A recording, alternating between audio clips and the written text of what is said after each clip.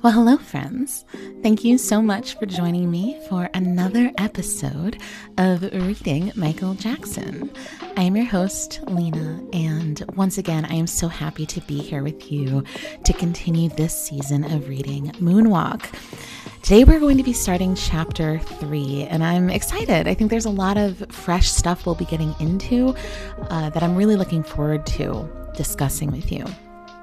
Before we kick off our reading, though, there's just a couple of things I want to mention. So I am recording this the first week of January.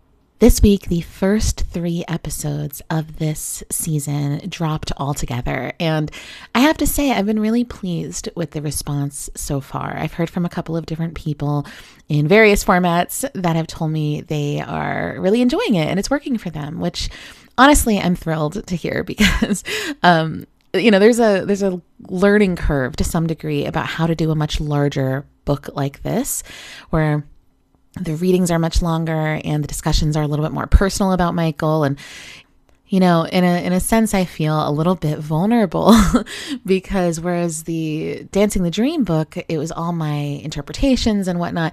Here, it's like I'm commenting on Michael's biographical story, the way he's telling his story, some of my opinions about circumstances in his life. And those are things that most Michael Jackson fans have a pretty strong understanding of already.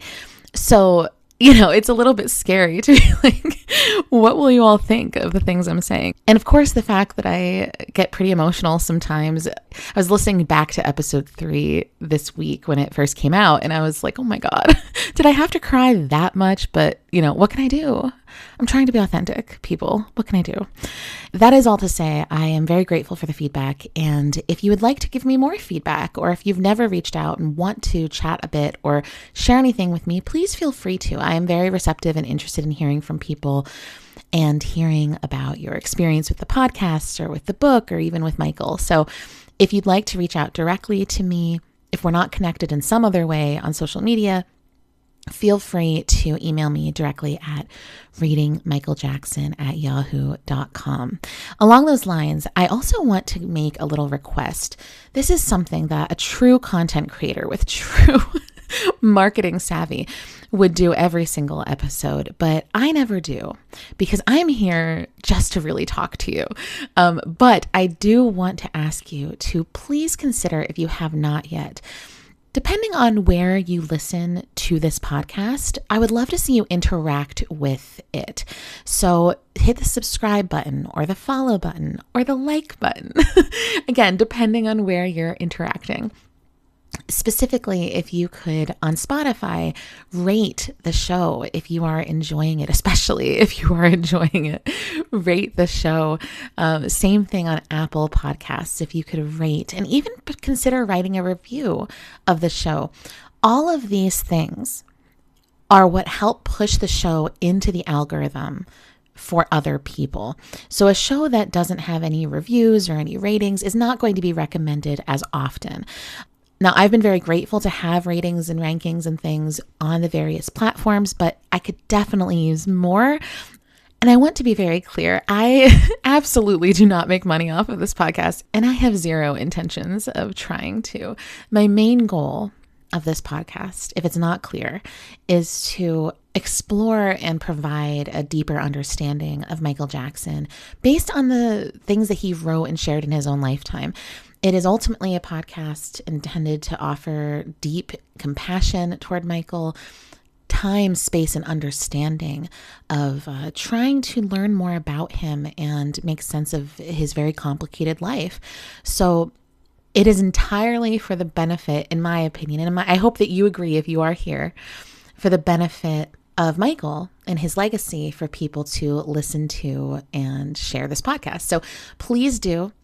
Help me push it into the algorithm for more people, and share it with your Michael Jackson friends and fellow fans, or anyone you think might be interested in a kind of deep dive into any kind of writing. I would love to connect with them.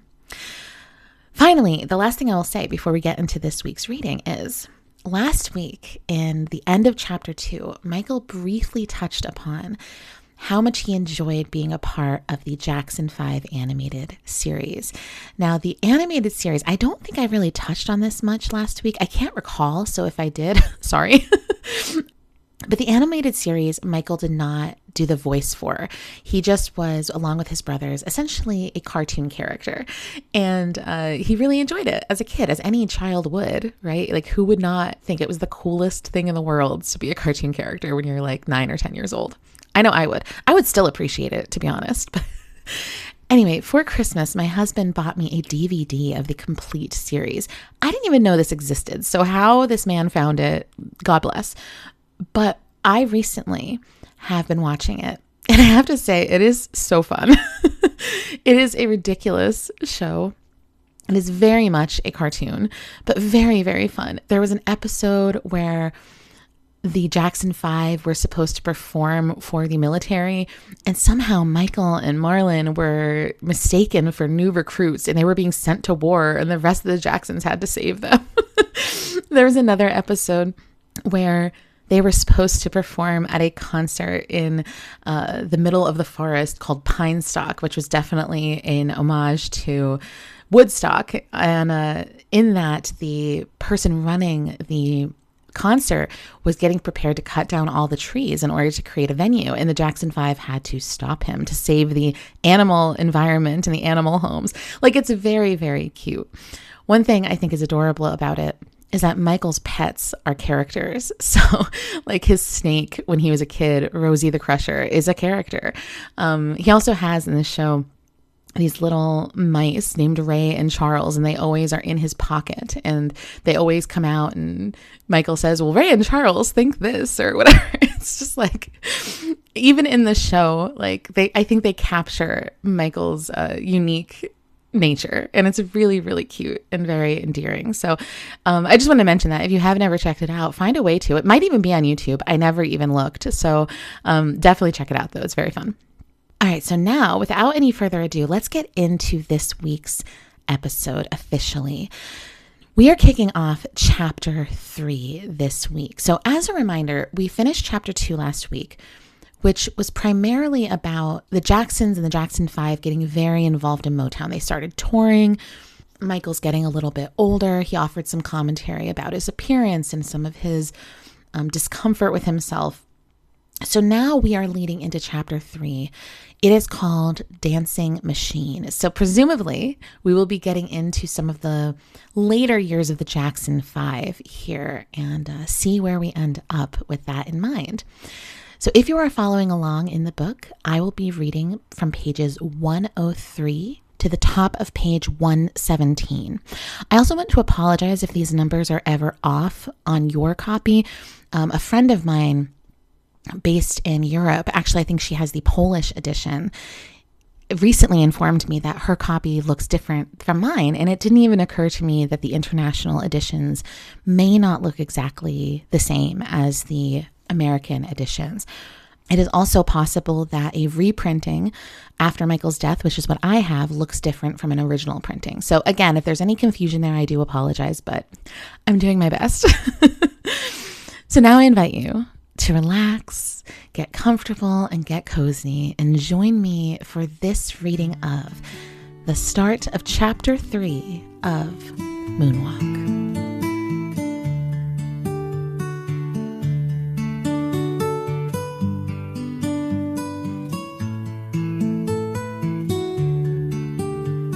The media write weird stuff about me all the time.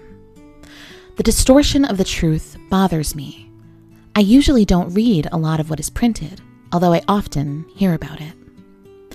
I don't understand why they feel the need to make up things about me. I suppose if there's nothing scandalous to report, it's necessary to make things interesting. I take some small pride in thinking that I've come out pretty well, all things considered. A lot of children in the entertainment business ended up doing drugs and destroying themselves. Frankie Lyman, Bobby Driscoll, any of a number of child stars. And I can understand their turning to drugs, considering the enormous stresses put on them at a young age. It's a difficult life. Very few manage to maintain any semblance of a normal childhood. I myself have never even tried drugs. No marijuana, no cocaine, nothing. I mean, I haven't even tried these things. Forget it. This isn't to say we were never tempted. We were musicians doing business during an era when drug use was common. I don't mean to be judgmental. It's not even a moral issue for me, but I've seen drugs destroy too many lives to think they're anything to fool with. I'm certainly no angel, and I may have my own bad habits, but drugs aren't among them. By the time Ben came out, we knew that we were going to go around the world. American soul music had become as popular in other countries as blue jeans and hamburgers. We were invited to become a part of that big world. And in 1972, we began our first overseas tour with a visit to England. Though we'd never been there before or appeared on British television, people knew all the words to our songs. They even had wide scarves with our pictures on them and Jackson 5 written in big, broad letters. The theaters were smaller than the ones we were used to playing in the United States, but the enthusiasm from the crowds was very gratifying as we'd finish each song. They didn't scream during the songs the way crowds did back home, so people over there could actually tell how good Tito was getting at the guitar, because they could never hear him. We took Randy along because we wanted to give him the experience and allow him to see what was going on. He wasn't officially a part of our act, but stayed in the background with bongos. He had his own Jackson 5 outfit, so when we introduced him, people cheered. The next time we came back, Randy would be a part of the group. I had been the bongo player before Randy, and Marlon had played them before me. So it had become an almost tradition to break the new guy in on those crazy little drums. We had 3 years of hits behind us when we toured Europe that first time, so there was enough to please both the kids who followed our music and the Queen of England, whom we met at a Royal Command performance. That was very exciting for us. I had seen photographs of other groups, like the Beatles, meeting the Queen after Command performances, but I never dreamed we'd get the chance to play for her. England was our jumping off point, and it was different from any place we'd been before, but the farther we traveled, the more exotic the world looked. We saw the great museums of Paris and the beautiful mountains of Switzerland. Europe was an education in the roots of Western culture and, in a way, a preparation for visiting Eastern cultures that were more spiritual. I was very impressed that the people there didn't value material things as much as they did animals and nature. For instance, China and Japan were places that helped me grow because these countries made me understand there was more to life than the things you could hold in your hand or see with your eyes. And in all of these countries, the people had heard of us and liked our music. Australia and New Zealand, our next stops, were English-speaking, but we met people who were still living in tribes in the outback. They greeted us as brothers, even though they didn't speak our language. If I'd ever needed proof that all men could be brothers, I certainly had it during that tour. And then there was Africa. We had read up on Africa because our tutor, Miss Fine, had prepared special lessons on the customs and history of each country we visited. We didn't get to see the prettier parts of Africa, but the ocean and the shore and the people were unbelievably beautiful near the coast where we were. We went to a game reserve one day and observed animals roaming wild. The music was eye-opening too. The rhythms were phenomenal. When we first came off the plane, it was dawn, and there was a long line of Africans dancing in their native costumes with drums and shakers. They were dancing all around, welcoming us. They were really into it. Boy, it was something. What a perfect way to welcome us to Africa. I'll never forget that. And the craftspeople in the marketplace were incredible. People were making things as we watched and selling other things. I remember one man who made beautiful wooden carvings. He'd ask you what you wanted and you'd say, "A man's face," and he'd take a piece from a tree trunk, slice it, and create this remarkable face. You could watch him do it right before your eyes. I'd just sit there and watch people step up to ask him to make something for them, and he'd do this whole thing over and over. It was our visit to Senegal that made us realize how fortunate we were and how African heritage had helped to make us what we were. We visited an old abandoned slave camp at Gore Island, and we were so moved. The African people had given us gifts of courage and endurance that we couldn't hope to repay. I guess if Motown could have had us age the way they wanted us to, they would have wanted Jackie to stay the age he was when he became a headline act and have each of us catch up with him. Although I think they'd have wanted to keep me a year or so younger so I could still be a child star. That may sound nonsensical, but it really wasn't much more far-fetched than the way they were continuing to mold us, keeping us from being a real group with its own internal direction and ideas. We were growing up and we were expanding creatively. We had so many ideas we wanted to try out, but they were convinced that we shouldn't fool with a successful formula. At least they didn't drop us as soon as my voice changed, as some said they might. It got to the point that it seemed there were more guys in the studio than there were on the studio floor at any given time. They all seemed to be bumping into one another, giving advice and monitoring our music. Our loyal fans stuck with us on records like I Am Love and Skywriter. These songs were musically ambitious pop recordings with sophisticated string arrangements, but they weren't right for us. Sure, we couldn't do ABC all our lives. That was the last thing we wanted, but even the older fans thought ABC had more going for it, and that was hard for us to live with. During the mid-70s, we were in danger of becoming an oldies act, and I wasn't even 18 yet.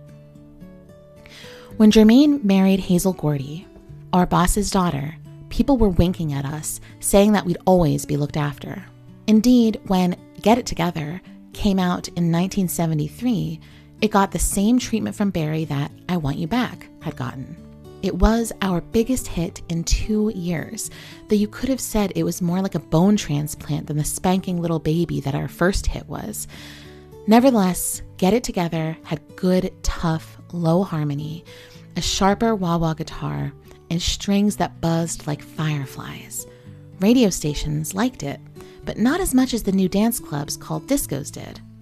Motown picked up on this and brought back Hal Davis from the Corporation days to really put the juice into Dancing Machine. The Jackson 5 were no longer just the backup group for the 101 strings or whatever. Motown had come a long way from the early days, where you could find good studio musicians supplementing their session pay with bowling alley gigs. A new sophistication turned up in the music on Dancing Machine. The song had the best horn part we'd worked with yet, and a bubble machine in the break made out a synthesizer noise that kept the song from going completely out of style.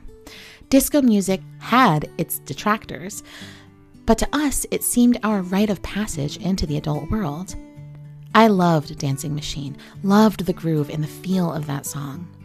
When it came out in 1974, I was determined to find a dance move that would enhance the song and make it more exciting to perform, and I hoped more exciting to watch. So when we sang Dancing Machine on Soul Train, I did a street-style dance move called the Robot. That performance was a lesson to me in the power of television. Overnight, Dancing Machine rose to the top of the charts, and within a few days, it seemed that every kid in the United States was doing the Robot. I had never seen anything like it. Motown and the Jackson 5 could agree on one thing. As our act grew, our audience should too. We had 2 recruits coming up. Randy had already toured with us, and Janet was showing talent with her singing and dancing lessons. We couldn't put Randy and Janet into our old lineup anymore than we could put square pegs into round holes. I wouldn't insult their considerable talent by saying that show business was so in their blood that they just took their places automatically, as if we'd reserved a spot for them. They worked hard and earned their places in the group. They didn't join us because they ate meals with us and shared our old toys. If you just went by blood, I'd have as much crane operator in me as singer. You can't measure these things. Dad worked us hard and kept certain goals in sight while spinning dreams at night. Just as disco might have seemed like a very unlikely place for a kids group to become a grown-up act, Las Vegas, with its showcase theaters, wasn't exactly the family atmosphere that Motown had originally groomed us for, but we decided to play there just the same.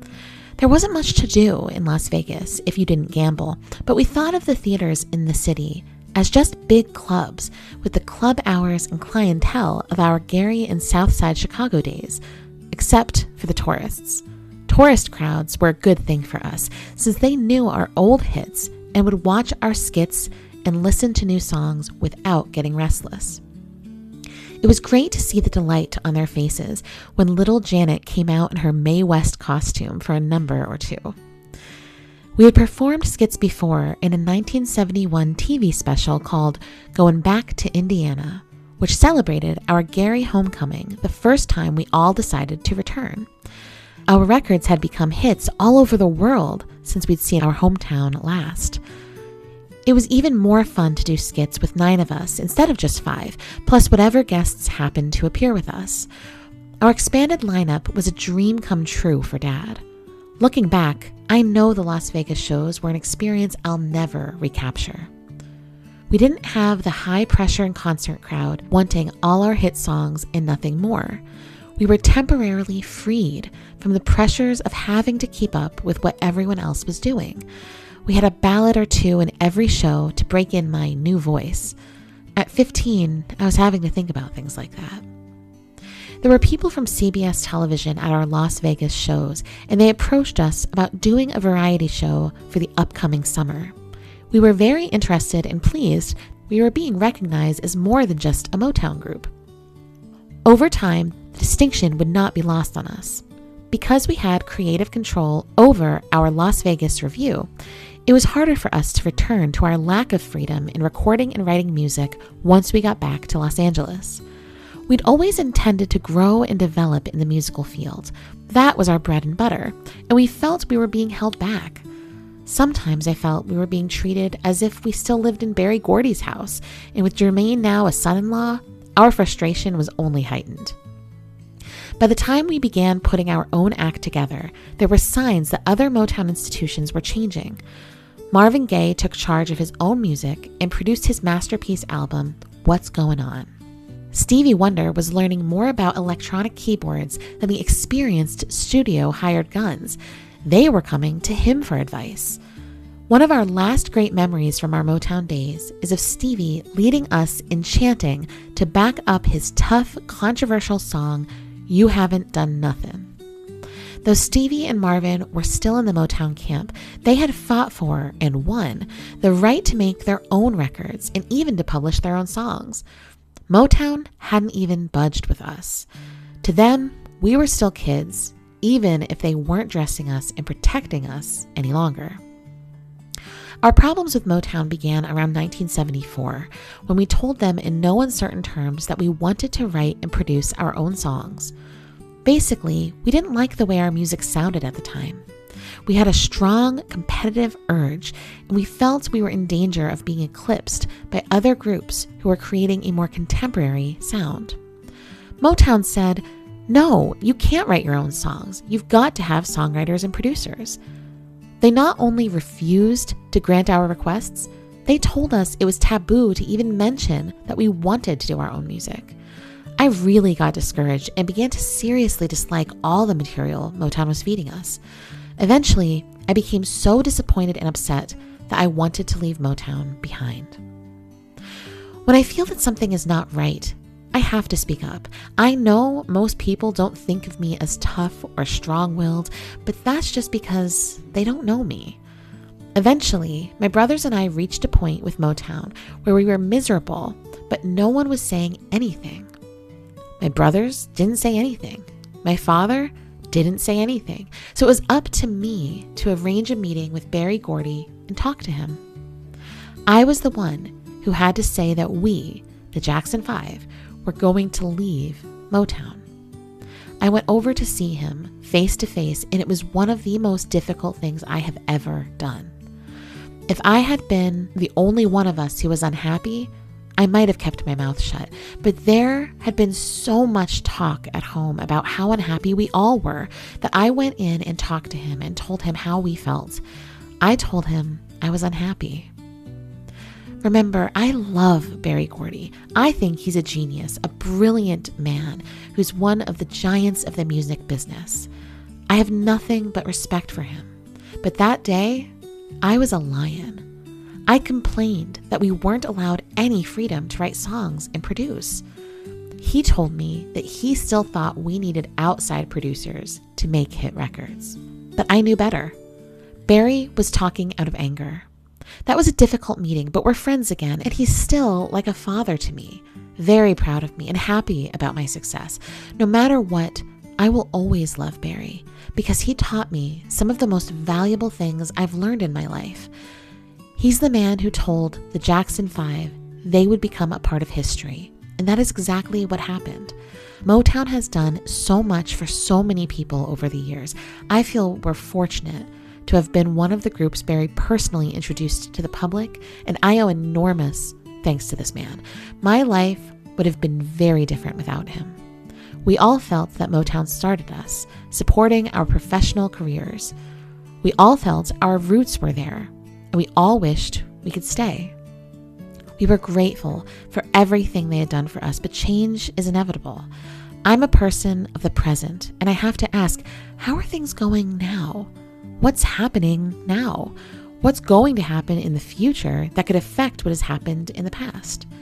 It is important for artists always to maintain control of their lives and work. There's been a big problem in the past with artists being taken advantage of. I've learned that a person can prevent that from happening by standing up for what he or she believes is right, without concern for the consequences. We could have stayed with Motown, but if we had, we'd probably be an oldies act. I knew it was time for change, so we followed our instincts and we won when we decided to try a fresh start with another label, Epic.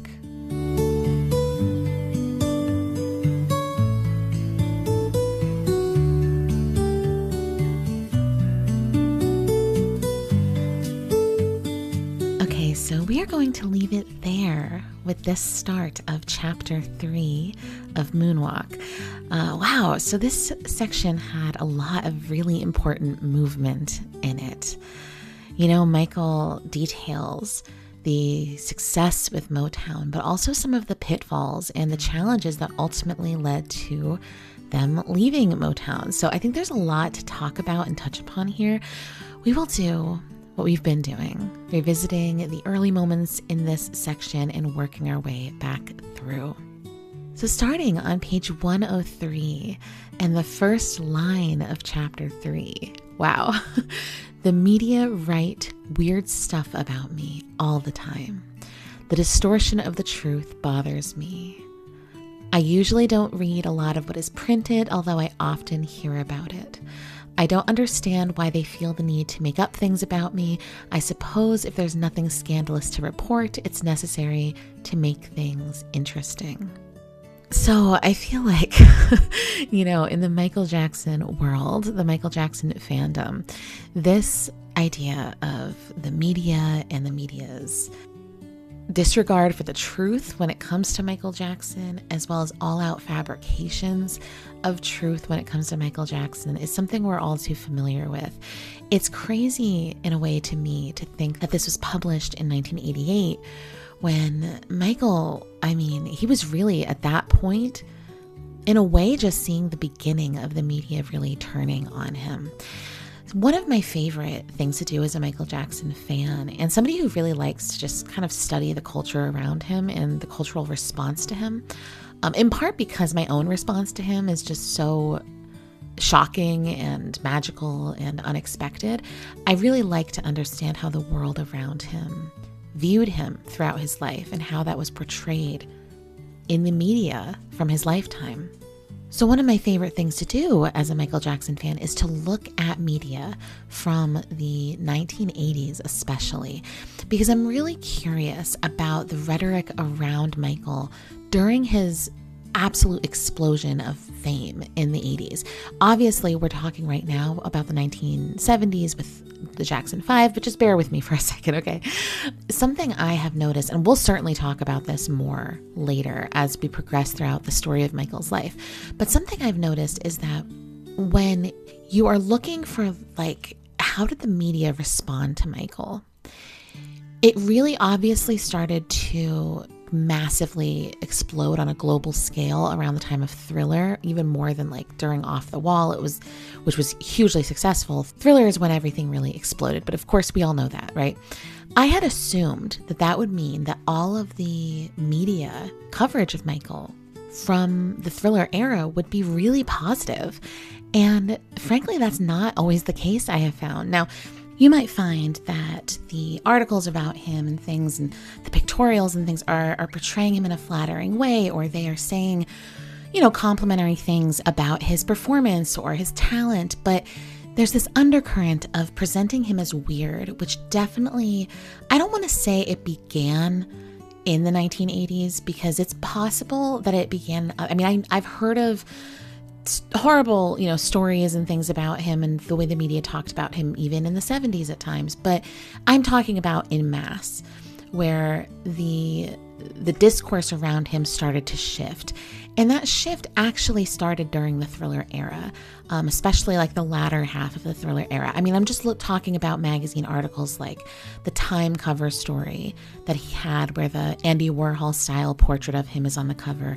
There's these slight underhanded remarks about him, about how he's like an alien, but not said in a flattering way, said in like this bizarre creature that we're looking at in this kind of analytical, judgmental lens. It's very hard to explain unless I read exact quotations, but I think that most Michael Jackson fans would certainly recognize what I'm talking about. And then, we go into the bad era and it gets significantly worse with the changes in Michael's aesthetic and his appearance and everything. And it just gets more and more cruel toward him. But the thing is even by this point that Michael was writing this, it was nowhere near what we all know it would become. And the headlines and the horrible things written about him in the 90s and beyond are the kind of thing that can make your stomach turn if you imagine them written about anyone you love, or any human being really. But with someone like Michael, who we have such respect for, it's really difficult. So I guess I'm saying all of this because I think if you did not experience being a fan during the 1980s, which I did not grow up. I was born in 1988, so I did not grow up as a fan of Michael in that era. I think that maybe it's different for you if you grew up during that era. Maybe you are already very familiar with what I'm talking about, how the media was already being unkind to him pretty early on in his explosive adult career. But I know as a newer fan, and as a fan who was not around at that time, and I know just based on my observation and participation in the online fandom, very few people in the modern Michael Jackson fandom would look at, for example, the bad era and think anyone would have anything bad to say about that. Michael looked incredible. He sounded incredible. His live performances were like second to none. There were no major scandals about him at that time. Like, there's nothing that when you look back from this lens, there's nothing a person looking back from this time period could look at during that time and think, oh, this is obviously a thing that people would bother him about. You know what I mean? And the fact that when you go back to the media at that time, and there's this overall narrative about, oh, he looked so weird, or, oh, what was wrong with him? Or, oh, he was bizarre and infantilized and a stunted adult and all these things. The narrative that existed at the time is inconsistent with how he is viewed now during that time. And part of that is because we are now absent of the noise. We are absent of the tabloids of that time. We are absent of the nightly entertainment news. We are absent of all of those things that spread this idea about Michael that made him weird, because no one looking back at him now finds him weird during that time. They probably find him eccentric and charming, but not weird. So it's just kind of interesting to me to think that, for Michael, he was obviously experiencing something that was really painful and bothersome to him already at that point in his career, which was this kind of harassment from the media. I like that he uses this, though, in a way to begin this consistent addressing he does throughout the book from here forward about the way the media talks to the public about him and responds to him. It's something that this is just the beginning of that, but as the book continues, we'll see more of his response. And his response is always so tempered, and much more so than most people's would be, honestly. But he uses this as a chance to talk about his own relationship to growing up in the public eye from the perspective of, and this is when he says, "I take some small pride in thinking that I've come out pretty well, all things considered." That makes me a little bit sad, to be honest, because while I do think Michael did come out well, all things considered, and I do not see Michael as being at fault for the things that happened to him throughout the remainder of his life after this book came out.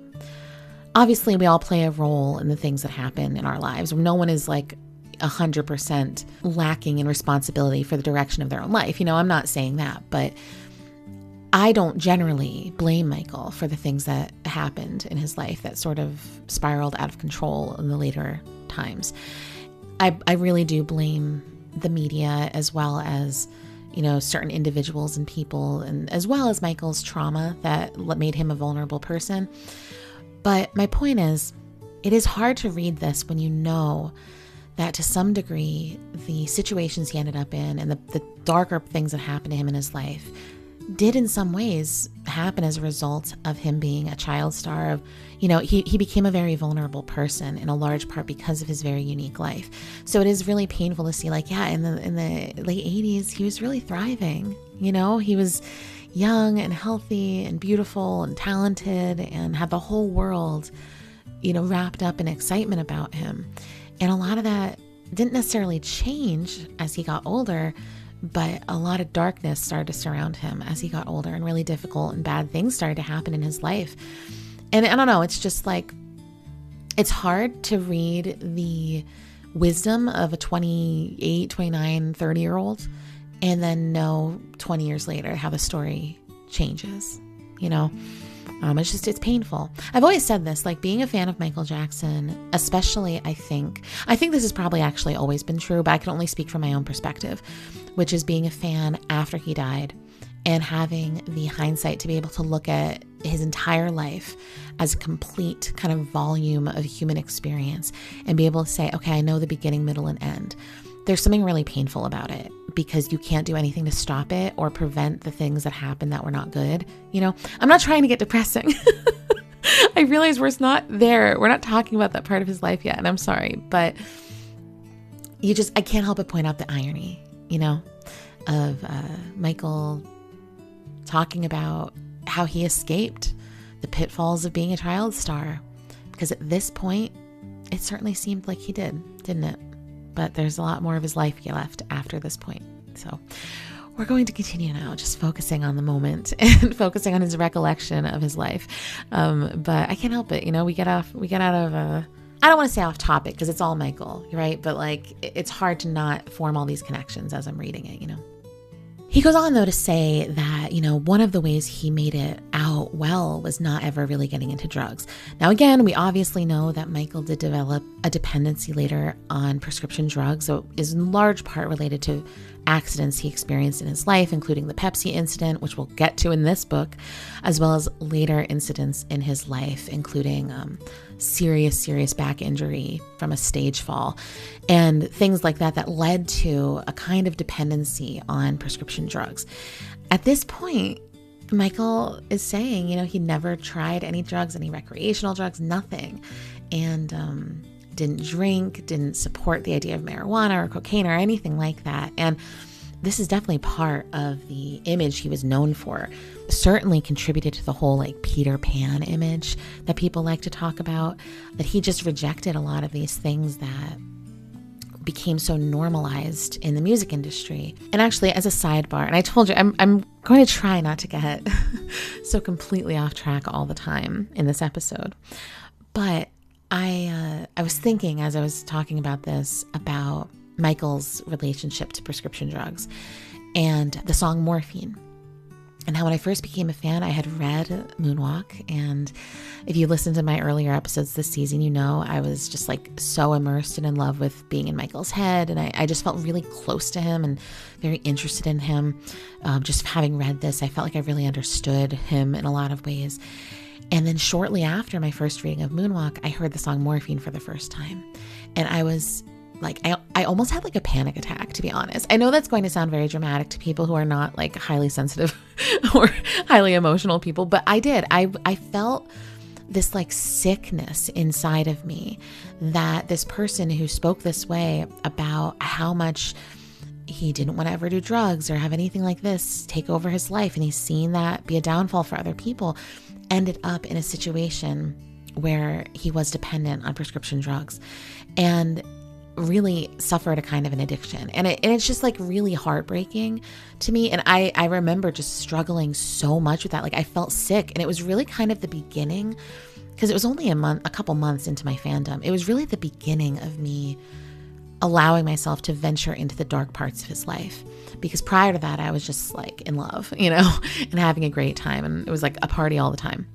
But once I really started getting into his story, it was challenging, you know, it was challenging. And eventually we'll probably talk more about this topic as it comes up again later in the book. But yeah, it's just like elephant in the room, you know, again, we have all the knowledge of what happens in his life. So it's hard to ignore it, you know. Anyway, but bless you for listening to all of that. Let me move on. I guess one of the main things I wanted to point out in that whole section is he said, I've seen drugs destroy too many lives to think they're anything to fool with. So, you know, he's talking about, I won't do drugs. I don't do drugs.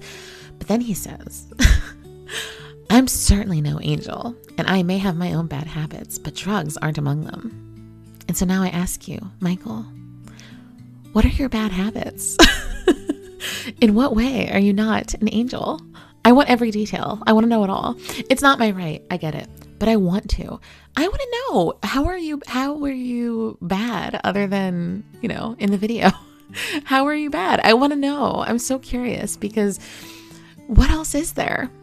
I can think of a few things.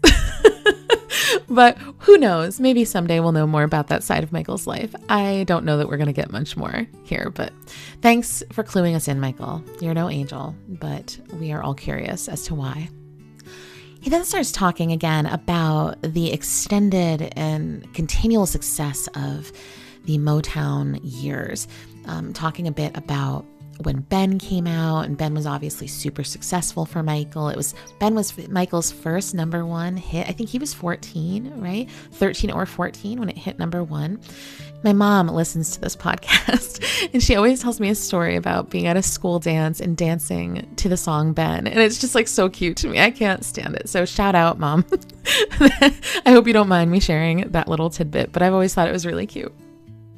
I do love that he comments here on the way that different international audiences responded to him, because something myself and a few of my Michael Jackson friends do talk about is how interesting it is to watch the different audiences and to see how they respond.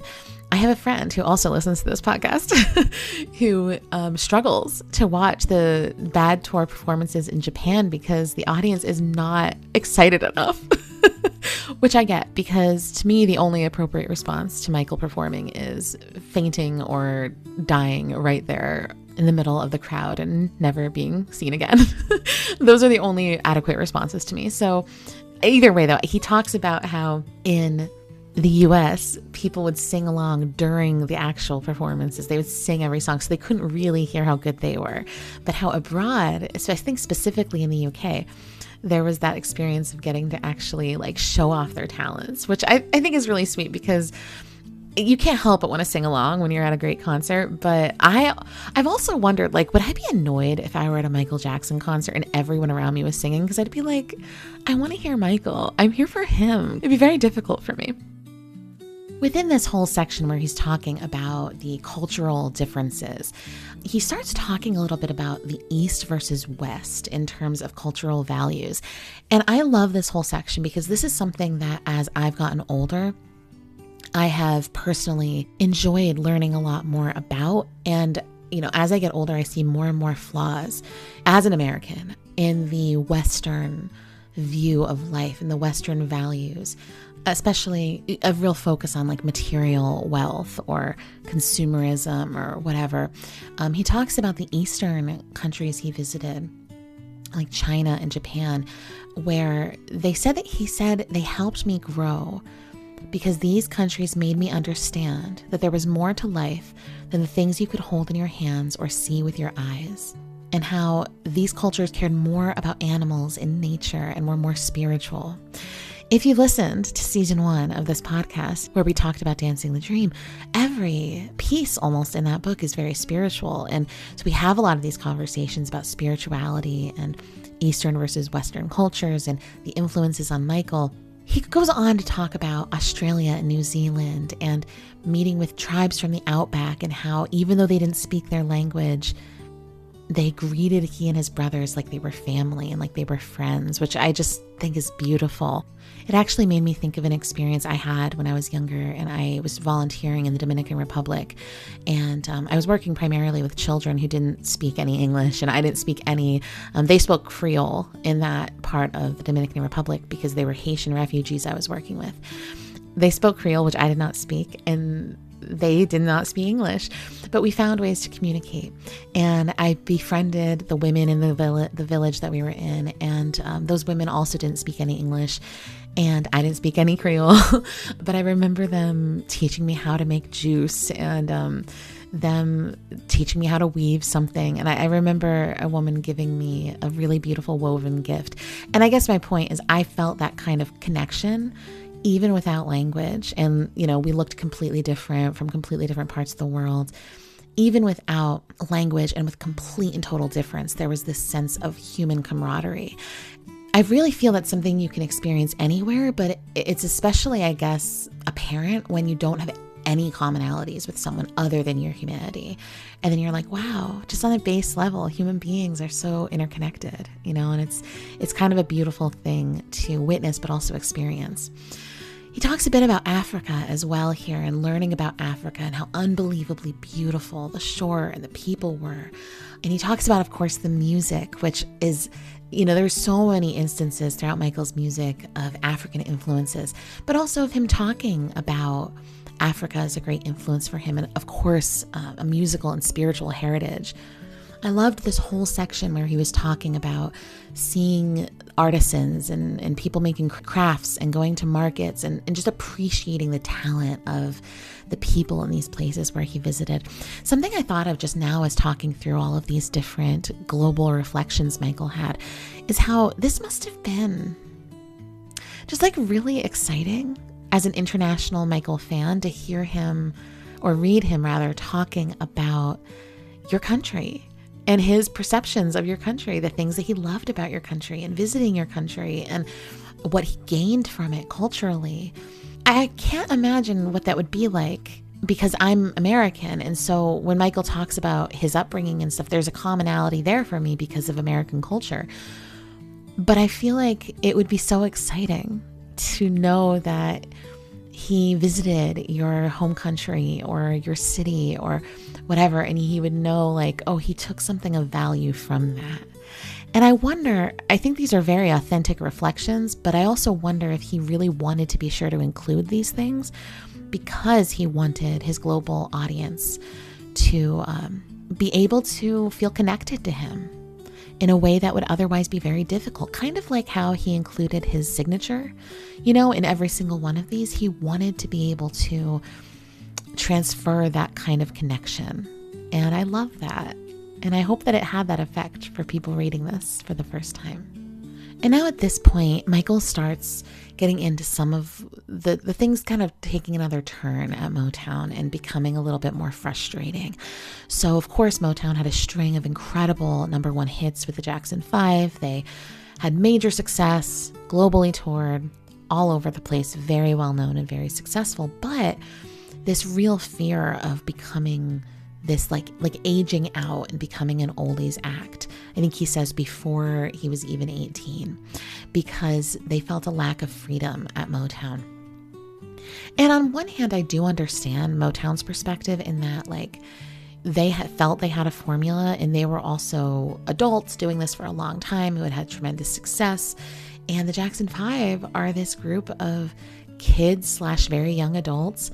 And they were really good at what they did do. And I imagine the fear that came with maybe messing with that formula would be really tough. So like, I do understand Motown's perspective, but when you have a talent like Michael Jackson, you know, like to hold him back from anything seems just incredibly wrong, you know.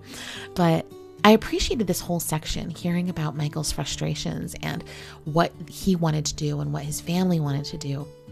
Because again, like I've mentioned this in previous episodes, but I love to see those early signs of Michael's passion as a performer and a musician coming to life.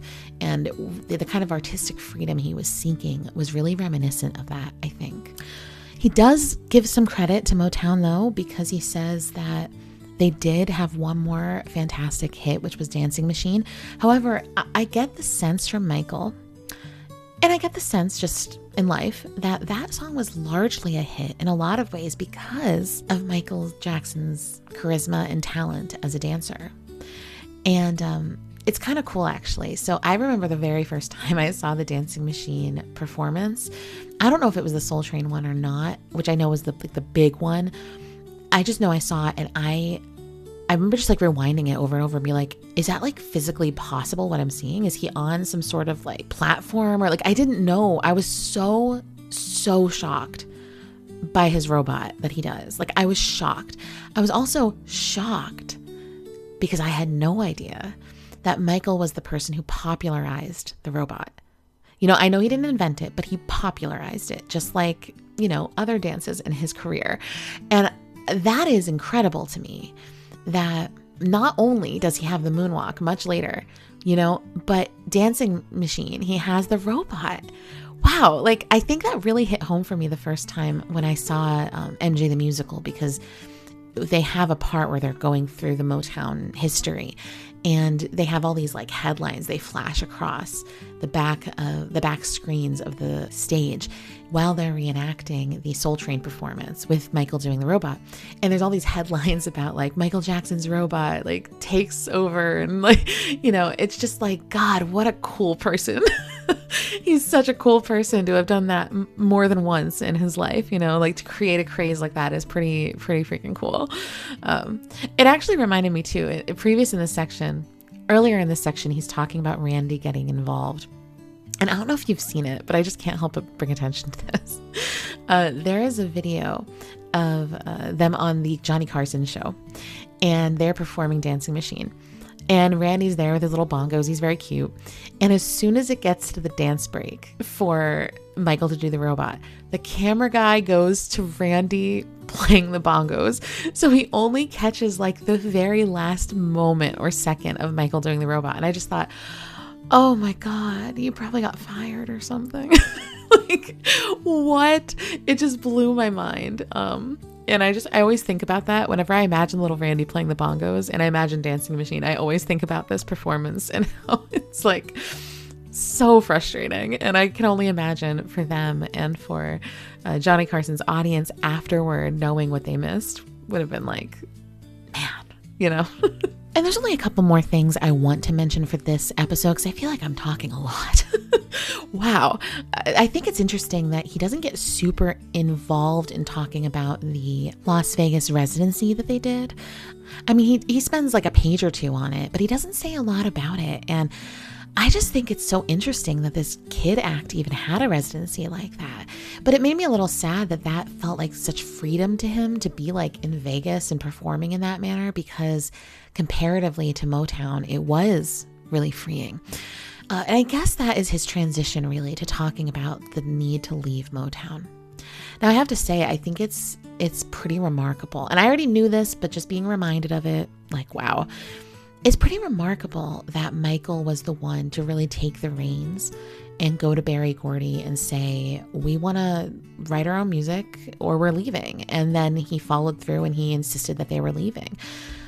I find it very interesting because Michael frames this as, when I know something's right or something's not right or whatever, I have to stand up for myself. I have to say something. I can't just wait. I have to do something about it. I will note at this point, he does say something along the lines of, oh yeah, you may not believe this. The media makes you think I'm really meek, but actually they just don't know me. Like, these are the sides of Michael that honestly nobody would believe, that someone who is as soft spoken and gentle as him would also be at, like, you know, as a teenager, going to Berry Gordy, the head of Motown, and being like, no, we're leaving because you're not letting us do what we want. Like, for any teenager, that would be really, really difficult. And yet nobody would imagine somebody like Michael, who was so shy and everything, to do that. And I love that. But Michael characterizes this as this is just part of his personality. He can't help it.